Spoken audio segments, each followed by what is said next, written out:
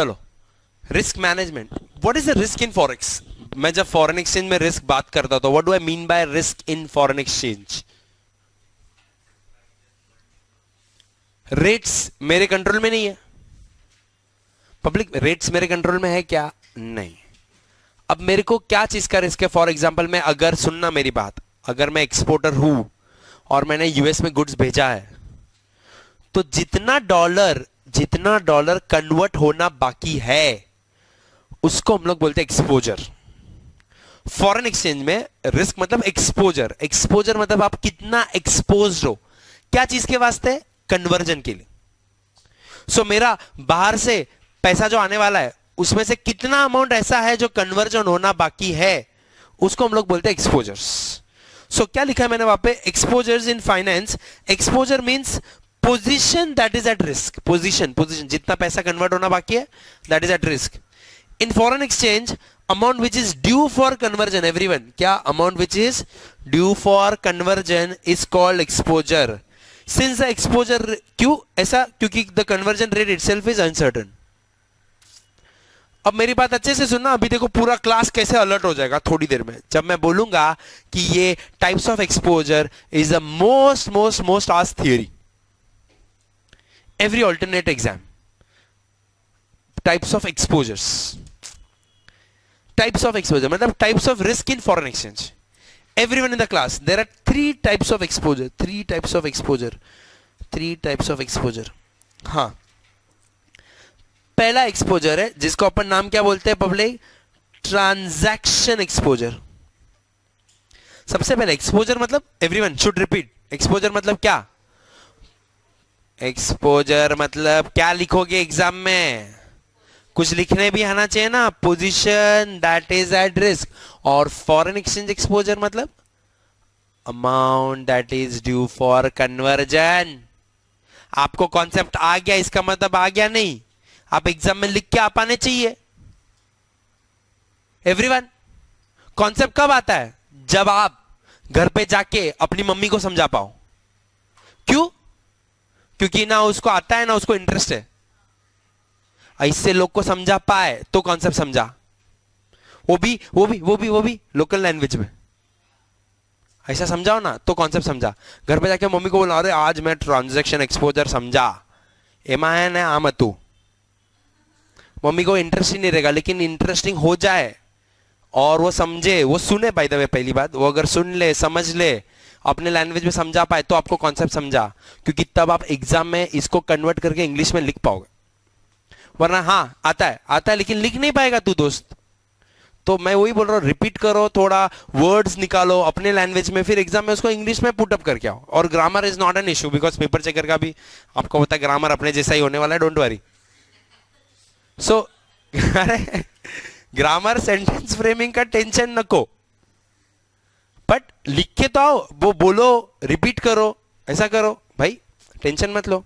तो exposure. Everyone बताओ quick, पहला लाइन हो गया आपका एक्सपोजर का. एक्सपोजर मतलब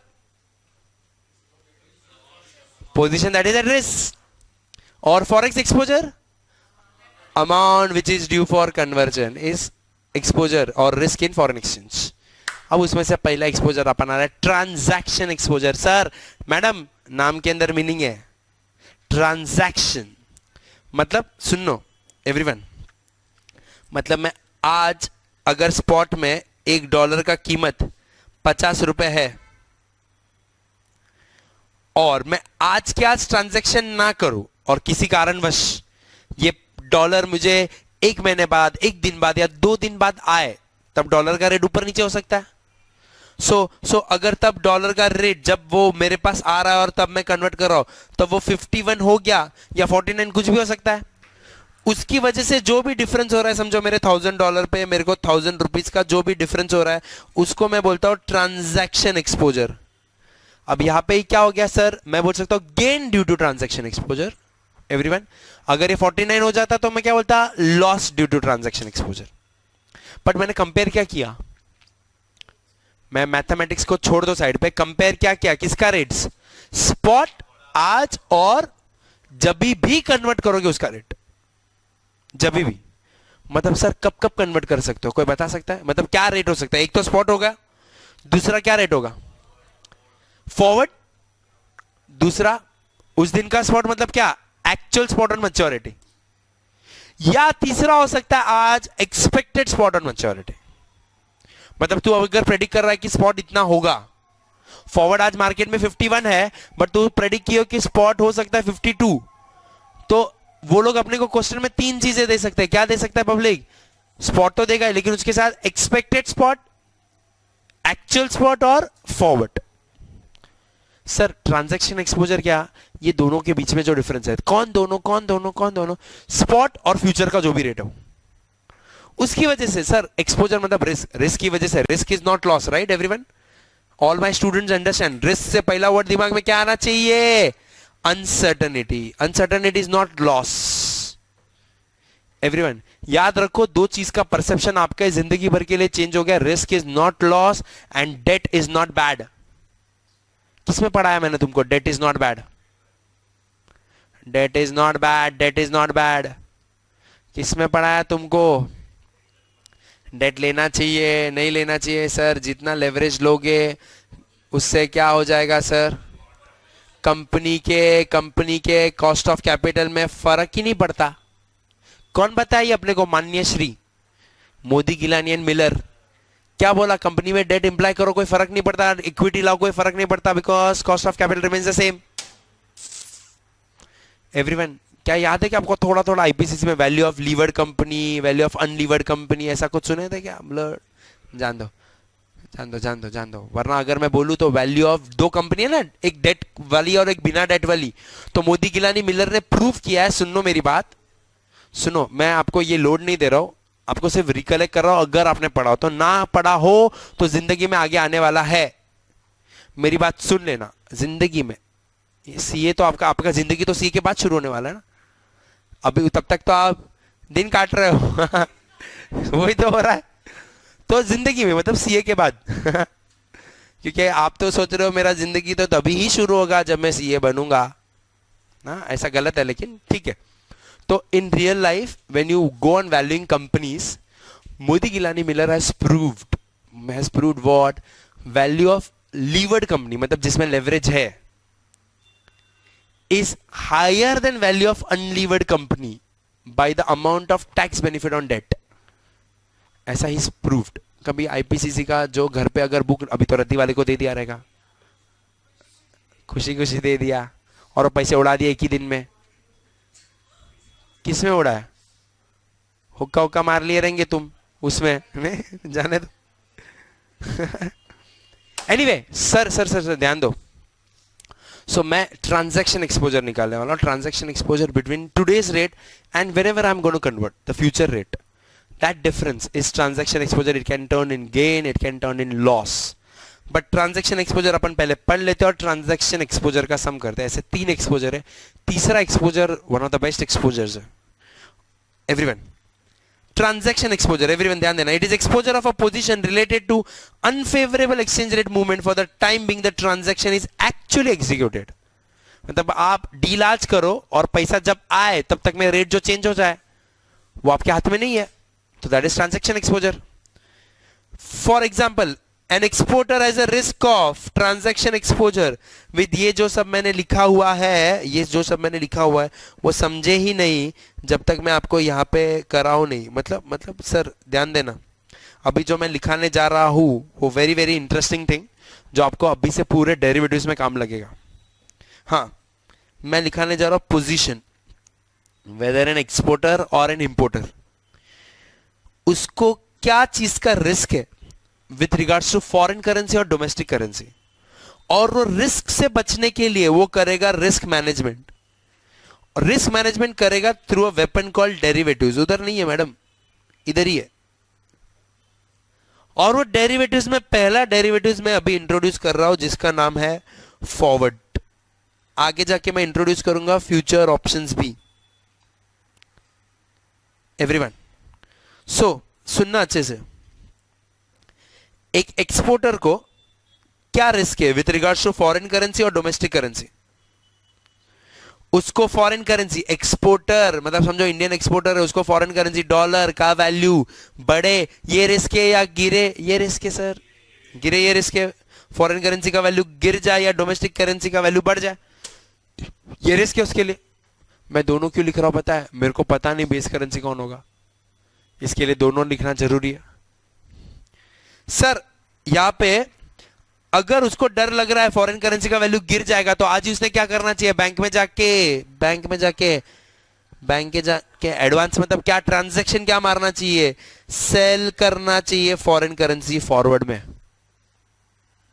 या अगर आपको डर लग रहा है कि किसी चीज का रेट बढ़ जाएगा, तो आप आज की जाके क्या करोगे? बाय करोगे डोमेस्टिक करेंसी फॉरवर्ड में। सर ये छोड़ो, ये आप फॉरवर्ड में तो करोगे ही, अदरवाइज एक्सपोर्टर ट्रांजैक्शन क्या मारता था? Sell foreign currency buy domestic currency, वही ट्रांजैक्शन मारता था ना, sell foreign currency buy domestic currency. अब स्पॉट में ना करके किधर करना है? फॉरवर्ड में। एवरीवन, सो सर इंपोर्टर के बारे में ऊपर का ही देख के मत बताना। इंपोर्टर हैज टू पे in foreign currency, he is worried कि डॉलर का रेट बढ़ जाए। सो उसके लिए रिस्क है, उसके लिए रिस्क है फॉरेन करेंसी का रेट बढ़ जाए या डोमेस्टिक का गिर जाए। तो सर जिसका बढ़ने का डर है उसको आज ही बैंक में जाके बाय कर दो, और जिसका गिरने का डर है उसको आज ही जाके बैंक में बेच दो। क्या करता है इंपोर्टर? वही ट्रांजैक्शन करता है, buy foreign currency, sell domestic currency in the forward. ये अभी मैं शुरू कर रहा हूं किससे सर? फॉरवर्ड से। फिर इधर मैं डालते रहूंगा क्या? Futures, option, money market, that will be hedging. So वहां पे आगे मैंने थियरी में जो लिखा है पब्लिक, आप जरा देखो। An exporter has a risk of transaction exposure, सुनना यहां पे देखना। Exporter has a risk of transaction exposure of dash depreciating dash appreciating, foreign currency depreciating और डोमेस्टिक करेंसी अप्रिशिएटिंग। समझा क्या पब्लिक? एवरीवन जरा देखो क्या लिखा है वहां पे। Exporter has a transaction risk exposure with respect to domestic currency क्या हो जाएगा? उसका अप्रिशिएट हो जाएगा, या उसको जो जेब में आने वाला है फॉरेन करेंसी वो डेप्रिशिएट हो जाए। किसमें? During the time of transaction. समझा क्या? वाइस वर्सा इंपोर्टर को क्या रिस्क करेगा? आप बोलो। Importer faces the transaction exposure with dash appreciating dash depreciating. बोलो क्या अप्रिशिएट हो जाएगा? फॉरेन करेंसी अप्रिशिएट हो जाएगा, ये रिस्क है, या डोमेस्टिक करेंसी डेप्रिशिएट हो जाए, ये रिस्क है। उसको बोलते हैं ट्रांजैक्शन एक्सपोजर। एवरीवन यहां पे मैंने लिखा है इंपॉर्टेंट पॉइंट्स ट्रांजैक्शन एक्सपोजर में। It is actual exposure. Actual exposure मतलब सर बाकायदा आपका पैसा कम या ज्यादा हो जाता है एक्चुअली में। सर जब मैं लिखता हूं एक्चुअल एक्सपोजर, तो एक्चुअल का ऑपोजिट क्या रहता है? नोशनल एक्सपोजर भी होगा, ये ट्रांजैक्शन एक्सपोजर है ना। बाकी के और दो एक्सपोजर पढ़ना है, उसमें से कोई नोशनल भी हो सकता है। एक्चुअल का चिंता होगा या नोशनल का? एक्चुअल का चिंता ज्यादा होगा, क्योंकि वो जेब से जाने वाला पैसा उसको करना पड़ता है hedge. Everyone, it is due to trade transaction only and क्या बोला मैंने? Can be hedged. मतलब आप बच सकते हो सर। कैसे बच सकते हो सर? आप सर लटकते मत रहो, मार्केट में जो रेट होगा उसके लिए आप अभी क्या कर दो? डेरिवेटिव से अपने आप को बुक कर सकते हो, लाइक फॉरवर्ड, फ्यूचर, ऑप्शंस और मनी मार्केट, जो अभी आगे का अपना पूरा सिलेबस है। एवरीवन, अब जो थर्ड पॉइंट मैंने लिखा है ना, थर्ड पॉइंट सर, मैं वो थर्ड पॉइंट पे आऊंगा विद सम। तो अपन पूरा क्लास यहां पे एक सम करेंगे और उसके बाद थर्ड पॉइंट समझेंगे। आपको मैक्सिमम सम्स ट्रांजैक्शन एक्सपोजर के ऊपर, मैक्सिमम नहीं, मैं बोलूंगा 99.9999 सम्स ट्रांजैक्शन एक्सपोजर पे ही है। बाकी दोनों एक्सपोजर पे सम्स क्यों नहीं है वो भी पता चलेगा थोड़ी देर में। राइट एवरीवन, चलो आ जाओ पब्लिक क्वेश्चन में सर। पहले क्वेश्चन में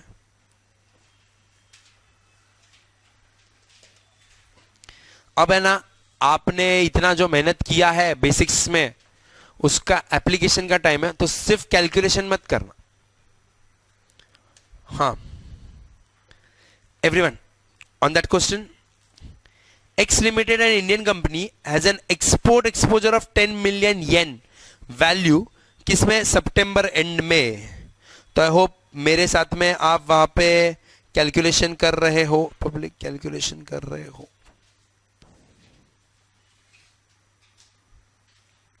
हाँ, कौन एक्सपोर्टर कौन इंपोर्टर? पब्लिक कौन एक्सपोर्टर है वहां पे?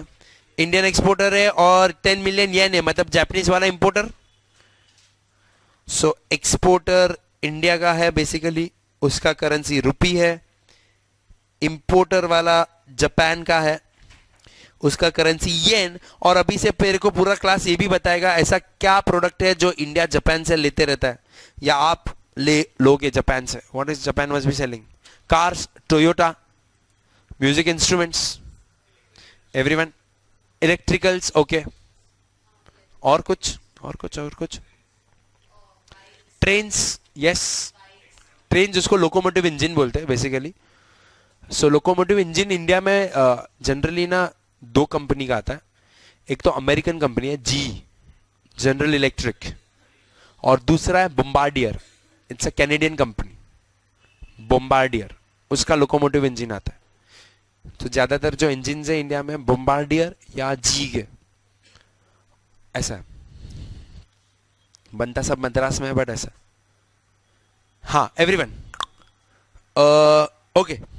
सो 10 मिलियन येन सितंबर में, 10 मिलियन येन। मेरा बिल अमाउंट कितने का है? 10 मिलियन येन, 10 मिलियन येन, 10 मिलियन, 1 2 3 4 5 6 येन लिखते ही और सितंबर लिखते ही मेरे को दो चीज पता चल जाएगा। मैं सम कर रहा हूं इंडियन एक्सपोर्टर के लिए, लेकिन अब से ना मैं सम में ये भी लिखूंगा कि इंडियन एक्सपोर्टर को रिस्क क्या है। एवरीवन, अभी से क्योंकि मैं रिस्क मैनेजमेंट करने जा रहा हूं ना, सो अभी से इट विल बी मैंडेटरी, अपन पूरा क्लास लिखेंगे इंडियन एक्सपोर्टर को रिस्क क्या है। और आप बताओगे मेरे को सर क्या रिस्क है उसको, इंडियन एक्सपोर्टर को रिस्क। आपको दोनों के बारे में पता ना, क्योंकि आपने अभी देखा नहीं कौन बेस करेंसी है। सो दोनों के बारे में मतलब आपको मेरे को बताने का रुपी का क्या रिस्क है और येन का क्या रिस्क है, पूरा क्लास। रुपी का, एक्सपोर्टर को फॉरेन करेंसी का वैल्यू गिर जाए ये डर है, तो उसको येन का वैल्यू गिरे ये डर है, या रुपी का वैल्यू बढ़े ये डर है। Everyone with me? अभी से मैंडेटरी हो जाएगा एक्सपोर्टर इंपोर्टर के साथ ये स्टेप्स लिखना, क्योंकि आप रिस्क मैनेजमेंट करने जा रहे हो। सर उस हिसाब से पता चलेगा पोजीशन क्या मारने का है, किस कॉन्ट्रैक्ट में मारने का है, रुपी के, डॉलर के, येन के, क्या। आगे okay, yen is not directly quoted against rupee, मतलब क्या? क्रॉस करेंसी का इंट्रोडक्शन, वो तो अलग से ऑरेगानो ऊपर से डालना ही पड़े। द करंट स्पॉट रेट दिया हुआ है $/रुपी, $/रुपी, क्या फॉर्मेट दिया है सर? $/रुपी दिख रहा है क्या आपको? 41.79। सर अभी ना जरा ध्यान देना, चारों चार रेट लिख रहा हूं मैं। पहला वाला स्पॉट रेट दिया हुआ है, करंट स्पॉट रेट $/रुपी का, और साथ में उन्होंने मेरे को किसका रेट दिया हुआ है? $/येन। एवरीवन, $/रुपी और $/येन, ये स्पॉट के रेट दिए हुए हैं। उसके बाद जरा ब्रिजेश उसके बाद पढ़ना क्या क्या रेट दिया हुआ है। आगे आगे रेट क्या दिया है वो बाद में पढ़ना, और क्या दिया हुआ है? येन विल डेप्रिशिएट, मतलब ये क्या, कौन सा रेट है सर? क्या रेट है पता, समझा क्या आपको? एस्टिमेटेड, एस्टिमेटेड, एस्टिमेटेड बोला है, मतलब उसका एक्सपेक्टेशन है, एस्टिमेटेड स्पॉट। आगे जाके क्या होगा, मैं रेट क्या है वो बाद में डिस्कशन करूंगा, बट उन्होंने बोला है एक स्पॉट रेट दिया है अभी वाला, एज ऑफ टुडे। एवरीवन, दूसरा एस्टिमेटेड रेट दिया है। हाँ, तो अभी ना दोनों का मैं रेट पहले लिख लेता हूं। स्पॉट रेट था 41.79 और इसका 129.75, 1.79 एवरीवन $/रुपी, और येन में 129.75। एस्टिमेटेड में तुमको बोला है, क्या बोला दोस्त? एस्टिमेटेड में येन टू डेप्रिशिएट टू 144 और रुपी टू डॉलर टू, क्या बोला है वो? रुपी का बोला 43 है। आगे एक सेकेंड, ये दिया है फॉरवर्ड रेट सितंबर वाला। एवरीवन, हाँ, $/येन दिया हुआ है और $/रुपी दिया रहेगा। हाँ, 137.7535 और 42.89 दिया हुआ है। ओके पब्लिक, तीन रेट आ गए, देख रहे हो क्या? स्पॉट, एस्टिमेटेड स्पॉट और फॉरवर्ड। सर ये तीनों रेट कब मेरे पास रहेंगे? आज के डेट पे। एवरीवन, आगे जाके स्पॉट एक्चुअली में क्या होगा वो तो मैच्योरिटी में पता चलेगा 3 महीने बाद। समझ रहे हो क्या? आगे हाँ, आपको बोला you are required to calculate expected loss if hedging is not done. Sir sir sir sir basically क्या बोला? ट्रांजैक्शन एक्सपोजर निकालो। ट्रांजैक्शन एक्सपोजर क्या मतलब सर, द थीम इज क्या, जो स्पॉट में आने वाला था वो ना होके बाकी के रेट्स पे आए तो क्या हो सकता है? अभी सर अपने को रेट किसका चाहिए था? नहीं नहीं, कौन सी दो करेंसी का रेट चाहिए था वो पूछ रहा हूं मैं। मेरे को चाहिए था किसके बीच में येन और रुपी। अब सबसे पहले एवरीवन, यहां पे छोटा मोटा कंफ्यूजन नहीं होना चाहिए। फॉर्मेट क्या दिया उन्होंने? Base variable. सर सब डॉलर के रेट्स है, तो आप किसको बेस में लोगे? मेरा बात याद है, मेरा बात याद है, हो सके उसको लेना जिसको ढूंढ रहे हो। सो मैं किसका किसका फॉर रेट लूंगा? सर मैं लेना चाहता हूं येन स्लैश रुपी का। पब्लिक, अभी येन स्लैश रुपी का जब आप रेट लेने जा रहे हो, येन स्लैश रुपी का, लेकिन आपको उसके लिए इक्वेशन क्या चाहिए? पूरे क्लास को बताना पड़ेगा मेरे को इक्वेशन क्या चाहिए। आपको येन डॉलर चाहिए सर, येन रुपी के लिए आपको येन स्लैश डॉलर चाहिए और dollar slash rupee. Everyone with me on this? आपके पास येन डॉलर नहीं है, डॉलर येन है, तो उसको इन्वर्स करना पड़े। सो सर आप किसको, यहां पे इक्वेशन कैसे बनेगा? सर यहां पे इक्वेशन बनेगा, सुनना मेरी बात, डॉलर रुपी को इन्वर्स नहीं करना है। कैन आई से 41.79 divided by 129.75? This will be 43 divided by 144 and this will be 42.89 divided by 137.35। ऐसा करूंगा तो सर मेरे को एक येन का रेट मिलने वाला है in terms of rupee. Everyone with me on this? अब बताओ मेरे को, चारों चार के मतलब तीनों तीन के रेट इन कितना decimal? In 4 decimal. 0.3221, 0.43 divided by 144, 2986 और 42.89 डिवाइडेड बाय 137.35, 0.3123। समझा क्या क्या निकाले पब्लिक अपन?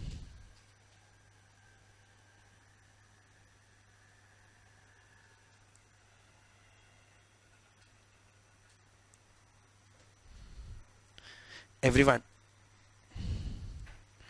यह आ गया मेरे को जो रेट चाहिए था। अब मेरा जजमेंट स्टार्ट होगा। अब उन्होंने मेरे को बोला है क्या, वापस से क्वेश्चन पढ़ना दोस्त ब्रिजेश, क्या बोला है पब्लिक? उन्होंने बोला कैलकुलेट करो expected loss if hedging is not done. अब सर मैं हेजिंग करूं नहीं करूं, मेरे को कन्वर्ट कितना करना था? 10 मिलियन येन। मल्टीप्लीकेशन डिवीजन तो मैं डिसाइड नहीं करता, तो सर 1 येन का कीमत 0.3221 है, तो 10 मिलियन येन के सामने मेरे को कितना था? इनटू मल्टीप्लाई करना पड़ता सर। तो जरा सर इधर मैं मल्टीप्लाई करता, तो यहाँ पे 10 मिलियन से मैं मल्टीप्लाई करूंगा तो मेरा आउटकम कितना आएगा? 3221 और उसके बाद 3 0। 10 मिलियन है ना everyone? This would have been 2986 and 3 zeros, 3123 and 3 zeros. Everyone, all this is in terms of conversion के बाद किस में? रुपी में। नाउ जब उन्होंने बोला estimated loss, sir estimated loss मतलब आप क्या निकाल रहे हो सर? आप निकाल रहे हो ट्रांजैक्शन एक्सपोजर। लेकिन किसको कंपेयर कर रहे हो सर? किसको कंपेयर करोगे? जब एस्टिमेटेड बोला है उन्होंने तो आप स्पॉट और एस्टिमेटेड रेट को दोस्त मैं देखूंगा। हेजिंग नहीं करता तो मैं क्या करता? एस्टिमेटेड के भरोसे रुक जाता। सो उन्होंने ट्रांजैक्शन एक्सपोजर आप कैसे निकालोगे सर? अगर मैं देखना यहां ध्यान से, अगर आप स्पॉट पे करते तो 3211 आता, 221, और एस्टिमेशन के हिसाब से रुक जाओ तो कितना? 2986। कम आएगा ज्यादा आएगा? कम आएगा, तो वो हो जाएगा आपका loss due to transaction exposure. किसको कंपेयर किया समझे ना पब्लिक मैंने? किसको? स्पॉट, और हर बार स्पॉट को कंपेयर करना है फ्यूचर के रेट के साथ। समझा? तो जरा ट्रांजैक्शन एक्सपोजर मेरे को बताओ, हेजिंग नहीं करता तो कितना आता? दोनों का डिफरेंस 2,35,000। और सर हेजिंग कर लेता तो कितना होता? तो भी तो लॉस ही होता था, क्योंकि 3221 से तो कम ही आ रहा है, 3123 आ रहा है ना। समझ रहे हो क्या एवरीवन? तो लॉस कितना आता? कितना आ रहा है? 98,000। डिफरेंस कितना है हेजिंग करने और नहीं करने में? हेजिंग करने और नहीं करने में कितना? 137। क्या करना चाहिए सर? कंक्लूजन पार्ट ए का मेरा आंसर है। कंक्लूजन क्या करना चाहिए? To calculate expected loss if hedging is not done, how the position will change with forward cover. Sir क्या करूंगा, भले लॉस हो मैं क्या करूंगा सर, hedging तो करूंगा ही, क्योंकि लॉस कम हो. Everyone right right. अब आगे क्या बोला दोस्त ब्रिजेश?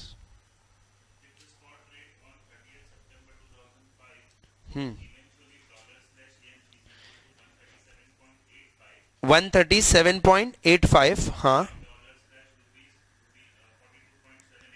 $/रूपी तेरे को बोला है 42.78. अपन क्या निकालने वाला है सर इससे? अपन निकालने वाला है येन डॉलर का रेट. ये कौन सा रेट है? कोई बताएगा मेरे को ये कौन सा रेट है? ये है actual spot. Everyone actual spot. हाँ, तो सर यहां से मेरे को 1 येन का रेट बताओ इन टर्म्स ऑफ रूपी. अभी आपको आता है, किसको इन्वर्स करोगे? 42.38 डिवाइडेड बाय 137.85.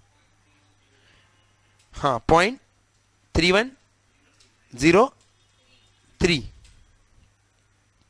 सर ये एक्चुअल येन का रेट हो जाएगा इन टर्म्स ऑफ रूपी. तो पब्लिक, मैं इसमें भी अगर ट्रांजैक्शन एक्सपोजर निकालूं तो मैं किसको कंपेयर करूं अभी सर? स्पॉट, जो ओरिजिनल स्पॉट को, और इसको, राइट?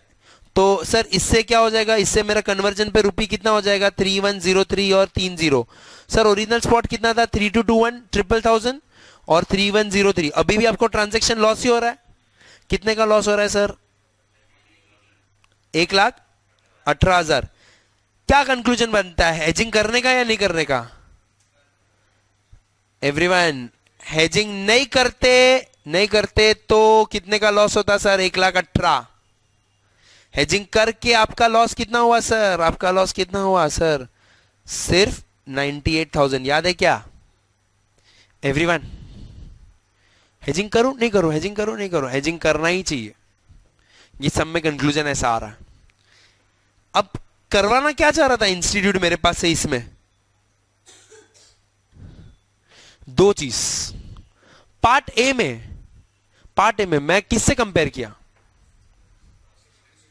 एस्टिमेटेड स्पॉट और फॉरवर्ड्स. तब मेरे पास दोनों में से एक चॉइस था. या तो एस्टिमेशन के हिसाब से करो, या तो फॉरवर्ड के हिसाब से करो.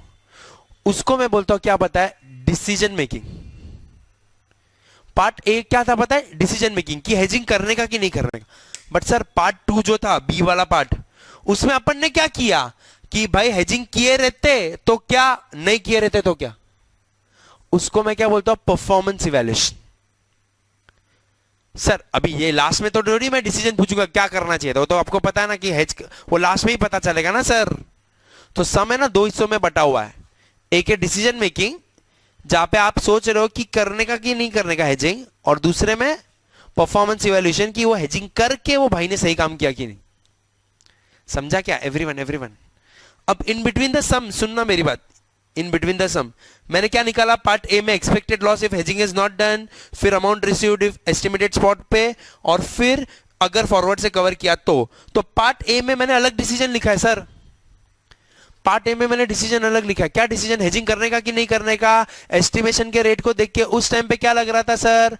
लॉस फॉरवर्ड में कम हो रहा है 98,000 का. तो क्या the company is better off by taking forward cover off, as transaction loss तो होने ही वाला था, is lower with respect to forward as compared to estimated rates. कितना हो रहा था सर आपका? 98,000 का ही लॉस हो रहा था, जबकि वहां पे कितना हो रहा था सर आपका? 2,35,000 का लॉस हो रहा था. एवरीवन, पार्ट बी में क्या करवाया मैंने? The amount of exposure at the actual spot. अभी अपन ने देखा तो 3103 आया, तो लॉस हो रहा है 1,18,000. तो अलग डिसीजन दिया मैंने. क्या डिसीजन दिया? अभी the transaction through forward cover is still justified since क्या, ट्रांजैक्शन लॉस इज अभी भी लोअर देन एक्चुअल स्पॉट. अब यहां पे सम ऑफिशियली खत्म होता है, लेकिन आपको समझना चाहिए कि इंस्टीट्यूट आपसे करवा क्या रहा था.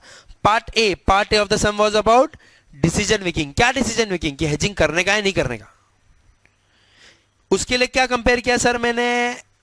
फॉरवर्ड उस दिन का जो 3 महीने के लिए था, सितंबर के लिए, और मेरा एस्टिमेशन जो सब्जेक्टिव था. Part B of the sum was about क्या? परफॉर्मेंस इवैल्यूएशन, वेयर अपन ने क्या कंपेयर किया सर? जो ऑलरेडी कवर्ड फॉरवर्ड था. सर आपने फॉरवर्ड बुक किया रहेगा तो परफॉर्मेंस कंपेयर करोगे ना. Already book forward cover with the actual spot rate on maturity. ये आपको सब में बताया नहीं, बट उन्होंने आपके पास से सब में दो चीज करवाया। एक तो आपके पास से परफॉर्मेंस इवैल्यूएशन करवाया और उसके पहले क्या करवाया, डिसीजन मेकिंग। बट क्या नोटिस किया मैंने तीनों केस में कंपेयर किससे किया, स्पॉट को किससे कंपेयर किया सर, 3 रेट से। क्या क्या दे सकता है इंस्टीट्यूट, सुनना, the transaction exposure is calculated as the difference between the amount calculated at spot, कौन सा वाला स्पॉट, बिगिनिंग वाला, with the amount calculated on the future rate. अभी फ्यूचर में यहाँ पे 3 रेट थे सर, कौन सा, पहला एस्टिमेशन दिया था, this future rates can be covered forward rate, expected spot rate जो स्टार्ट में होगा, और actual spot rate on maturity. अभी बहुत सारे स्टूडेंट मेरे को बोलते हैं कि सर डायरेक्ट डिफरेंस निकाल देते ना, इन दोनों का ही डायरेक्ट डिफरेंस निकाल देते, फॉरवर्ड बेटर आता उन दोनों का, 298 वो जो भी था, 298 6000 और 3123,000 जो बेटर रहता वो। हाँ, लेकिन आप फिर ये नहीं बता, वो आप उसमें क्या बताते थे कि फॉरवर्ड बेटर है कि एस्टिमेशन बेटर है, बट ट्रांजैक्शन एक्सपोजर में गेन हो रहा है लॉस वो नहीं बताते। सो हर बार ट्रांजैक्शन एक्सपोजर में कंपेयर करंट स्पॉट को फ्यूचर रेट के साथ करने का। फ्यूचर रेट में क्या क्या हो सकता है, अगर आप डिसीजन मेकिंग कर रहे हो आज, तो क्या रेट हो सकता है, 2 बताओ, estimated spot on maturity and forward. और परफॉर्मेंस इवैल्यूएशन कर रहे हो तो जो फॉरवर्ड पे बुक किया वो, और एक्चुअल स्पॉट ऑन मैच्योरिटी के दिन पे जो स्पॉट होगा वो, that is transaction exposure everyone. लेकिन अपना स्टूडेंट अगर फोकस करे अच्छे से तो ये सब, अभी आप कैलकुलेशन वगैरह करोगे, लेकिन ये सब करने से पहले आंसर आ गया है। किस पे फोकस करे पता है अपना स्टूडेंट, रेट पे, रेट्स पे ध्यान देना सर, रेट्स पे ध्यान देना। सम किसके लिए कर रहे थे अपन, मैं एक्सपोर्टर, मेरे को सुनने में मजा ही नहीं आता, क्या इंडियन एक्सपोर्टर। रेट किसका है, always sing from base currency, rate किसका निकाला है अब, येन का। येन का क्या थ्रेट है, उसको वैल्यू गिरे, ये थ्रेट है सर। स्पॉट के मुकाबले देखो येन का वैल्यू गिरते जा रहा है सब जगह पे, 3221 से कम ही है। इसके लिए उसको ट्रांजैक्शन एक्सपोजर में लॉस ही होना है तीनों जगह पे। लेकिन जिधर सबसे कम गिरे वो बेटर, सबसे कम किधर गिर रहा है देखो, थर्ड वाले में क्या है वो, फॉरवर्ड, इसीलिए फॉरवर्ड इज स्टिल जस्टिफाइड। समझे क्या, बाकी सब आप कर रहे हो सिर्फ फॉर्मेलिटी है। आंसर रेट लिखते ही स्टूडेंट को आ जाना चाहिए एवरीवन। मैं आंसर लिखा इधर, मैं ये करेंसी का रेट निकाला, उधर ही मेरे को आंसर। सबसे ज्यादा नुकसान किधर होगा, जिधर सबसे ज्यादा गिरा रहेगा। सर किधर सबसे ज्यादा गिरा है सर, 2986, एस्टिमेशन के हिसाब से रुक जाता तो सबसे ज्यादा नुकसान। सब रेट लिखते ही आंसर आ गया, रेट लिखते ही आंसर आ गया। बाकी सब आप ना उनके लिए 8 मार्क पूरा करने के लिए फॉर्मेलिटी कर रहे हो।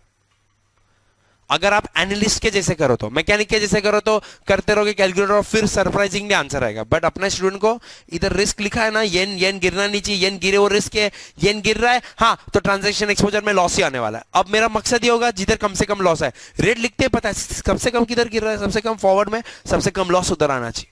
That should be my decision. समझे क्या पब्लिक, ये होता है। अभी अपन मैकेनिकल काम से बाहर आके थोड़ा एनालिसिस डाल के ये सब आउटकम करेंगे। अभी यही सब इंस्टीट्यूट पूछेगा अपने को, बट अपना मोस्ट ऑफ द केसेस में अपना आंसर मैं अभी आगे के सम भी बताऊंगा। रेट लिखते ही अगर आपने फोकस किया रिस्क क्या है तो आंसर आ गया है। बाकी सब उनको जैसा चाहिए प्रेजेंटेशन फॉर्मेलिटी में बता दो। एवरीवन समझा क्या, दिस इज ट्रांजैक्शन एक्सपोजर। आपका maximum syllabus is on transaction exposure, जहां पे मैं किसको कंपेयर कर रहा हूं, आज का स्पॉट और फ्यूचर रेट। फ्यूचर में क्या क्या हो सकता है एवरीवन बताओ वापस है। अगर मैं डिसीजन मेकिंग कर रहा हूं आज तो एस्टिमेशन के हिसाब से क्या होगा, और फॉरवर्ड। अगर मैंने डिसीजन ले लिया, मैंने फॉरवर्ड हेज कर लिया, तो मैं मैच्योरिटी पे क्या कंपेयर करूंगा, परफॉर्मेंस इवैल्यूएशन, क्या एक्चुअल स्पॉट उस दिन का, और मतलब वो क्या बताता है हेज नहीं करता तो क्या होता, और हेज किया फॉरवर्ड पे तो क्या। समझा, मैंने ना आपको 2-3 कॉन्सेप्ट को एक में कराया। आपको इंस्टीट्यूट ने सिर्फ परफॉर्मेंस इवैल्यूएशन का या सिर्फ डिसीजन मेकिंग का सम देता, वो दोनों को मैंने क्लब करके इसमें डाला। समझे क्या public everyone, can you all do it. Can you do it? Start doing it. Presentation का चिंता मत करो, आउटकम निकालो और आप 3 बार ट्रांजैक्शन एक्सपोजर निकालोगे. 3 बार. अंडरस्टूड? तीनों बार. राइट? सबसे कम आपको फॉरवर्ड में आएगा. Try doing that. फिर प्रेजेंटेशन चेक कर लेना.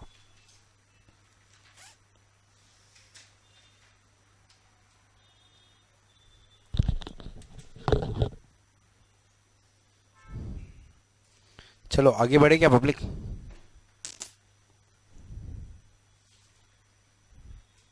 या लंच के बाद? हाँ, नहीं लगा है भूख तो करते लंच के बाद. हैवी था. ठीक है चलो लंच के बाद करते.